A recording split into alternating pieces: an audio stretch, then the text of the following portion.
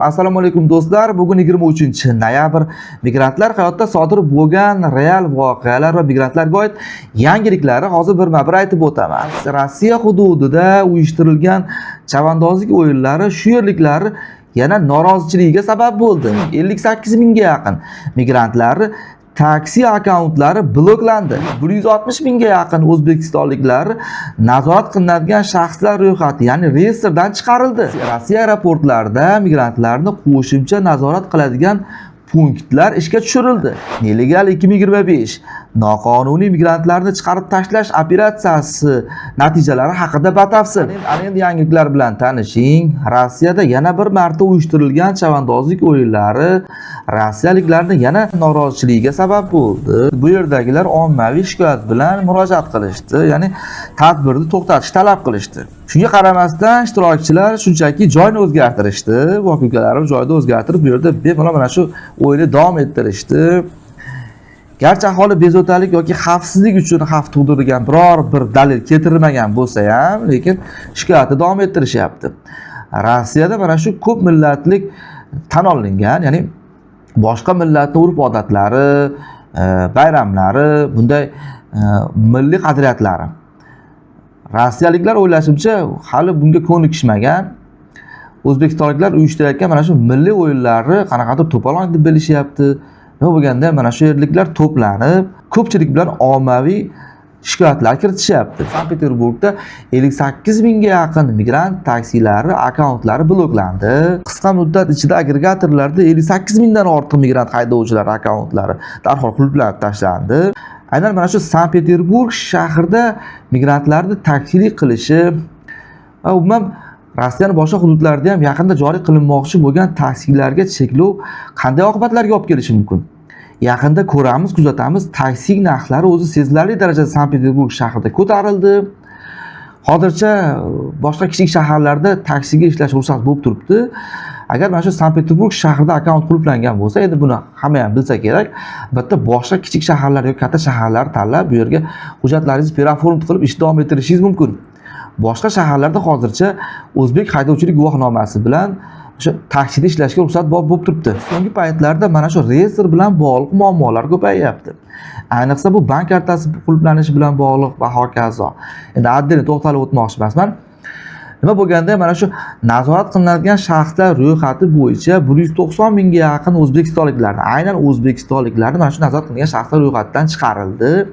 Ya'ni bu katta yutuq.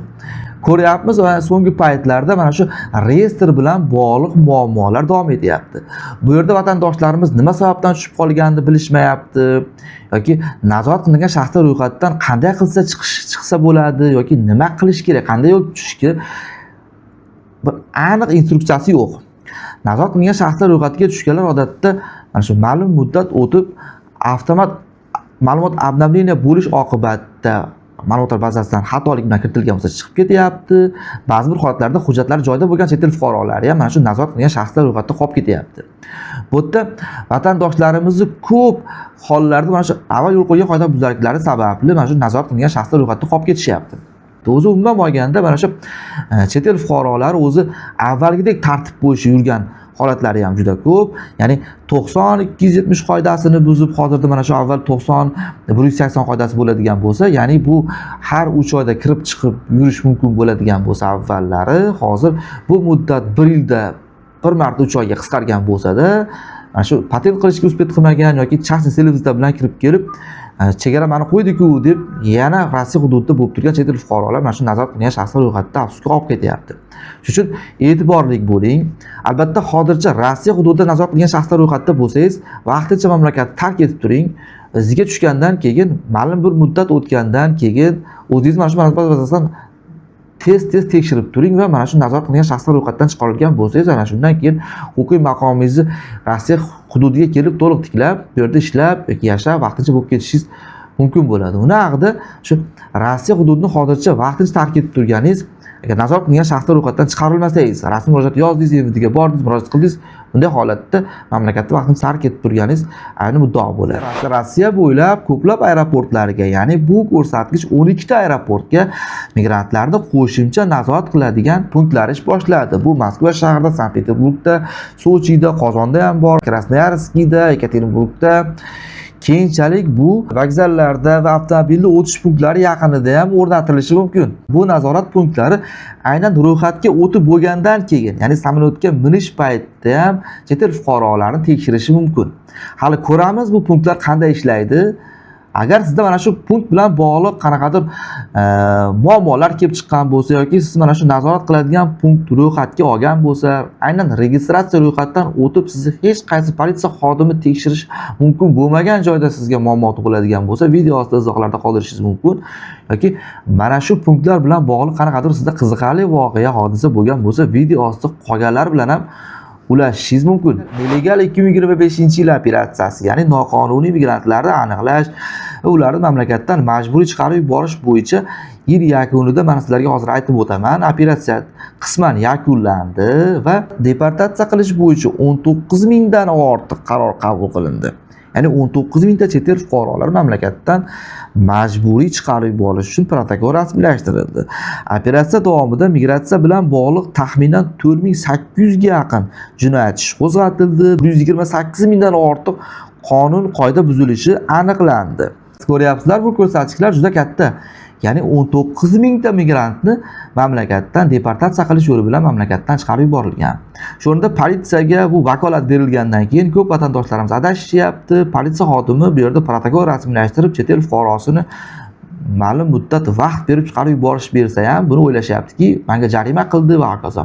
Bunday holatda yaxshilab o'rganib chiqish kerak. Siz mamlakatdan vodvoreniya qarori qo'llangan bo'lsa, buni agar sizda shikoyat bo'ladigan bo'lsa, darhol 10 kundan kechikmay shikoyat yozish yo'li bilan buni bekor qilishingiz.